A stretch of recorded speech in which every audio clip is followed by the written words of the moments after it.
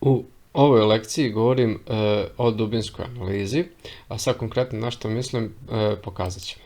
Znači idemo ovdje na profit po mjesecima, ovdje ću malo da promijenim, ovdje ću da izaberem kalendar, datum i date hierarchy, odnosno hijerarhiju, i sad ovdje dobijemo malo drugačiji prikaz. Sad, ono što imamo opciju, to je da idemo go to the next level in the hierarchy i sad dobijemo prvi kvartal, drugi, treći, četvrti. Znači, ajde ovako da razvučem, nemam onog klizača. Ajde da vratim, u suštini, a da, ovaj klizač onaj drugi. Ponovit ću, ovako. Znači, nemam onog klizača. Kao što vidite. Idem sad nazad da vratim na veličinu kako je bila. Idemo dalje. Znači, dobijemo samo maj, to je neki prosjek, znači za sve godine. I ovdje dobijemo za određene dane.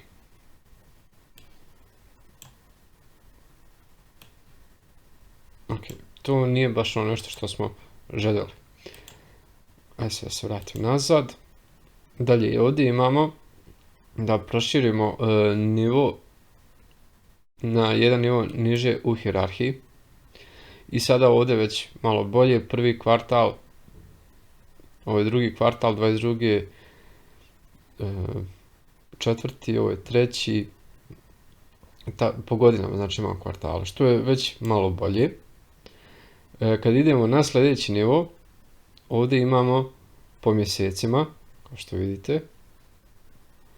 I kad idemo na još jedan nivo, znači zadnji, ovdje imamo jako mnogo krivih, ovdje već idemo po danima, za svaki mjesec, za svaki kvartal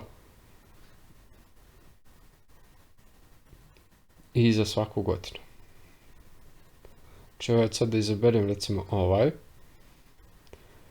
koji je najveća kriva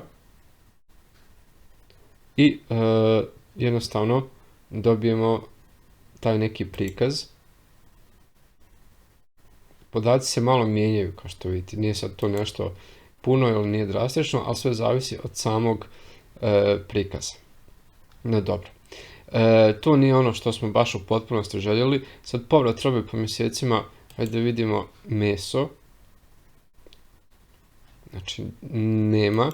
Znači čim nema onog klizača znači da nije dobro. Da izaberemo ovdje jul. Tu već ima nekog pomaka. I idemo da se vratimo skroz gore. Dalje idemo da izaberemo dubinsku analizu, kliknemo na to. I sad idem ovdje. Međutim, ja bi ovo lično malo izbjegao, čisto zato što znam da bude malo komplikovanije ako ne znate šta želite. Idem da se vratim nazad. Ja ću recimo ovdje sad da izaberem 2023. godinu. Kliknem na nju. Sada dobijem prikaz po kvartalima za 2023. godinu. Evo recimo ja ću da izaberem treći kvartal 2023. godine. I ovdje sad imamo ta 3 mjeseca. Evo recimo izabrat ću avgust. Znači evo, nemamo povrata robe po mjesecima, odnosno nema meso, nema voće, da imamo mliječni proizvodi, pekarski, konzerve. Dobro. Znači, nešto da izaberemo, 20. avgust, treći kvartal 2023. Ne vidimo da imamo nekog povrata robe, znači ono što bi moglo da bude, nema ništa. No, ajde da se vratimo malo nazad, da vidimo, negdje mora da bude nešto, avgust, idemo nazad.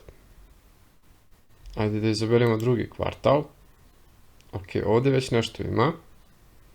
Recimo izaberemo maj.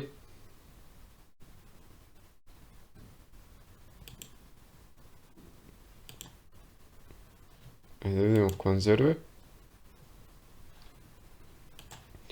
Ok, idemo nazad. Znači kad izaberemo po kvartalima, znači imamo prikaz, voće, povrće, mliječni proizvodi. Znači imamo neki određen prikaz po kvartalima kako sve to izgleda. Idemo da se vratimo po godinama. Ovo su sad svi kvartali. Ok. Ono što sam zaboravio da spomenem je to da mi ovu dubinsku analizu trebalo bi da možemo da primijenimo na svim grafikonima.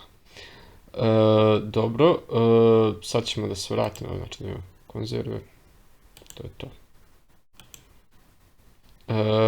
Dobro, to bi bilo to za ovu lekciju i vidimo se u sljedećoj.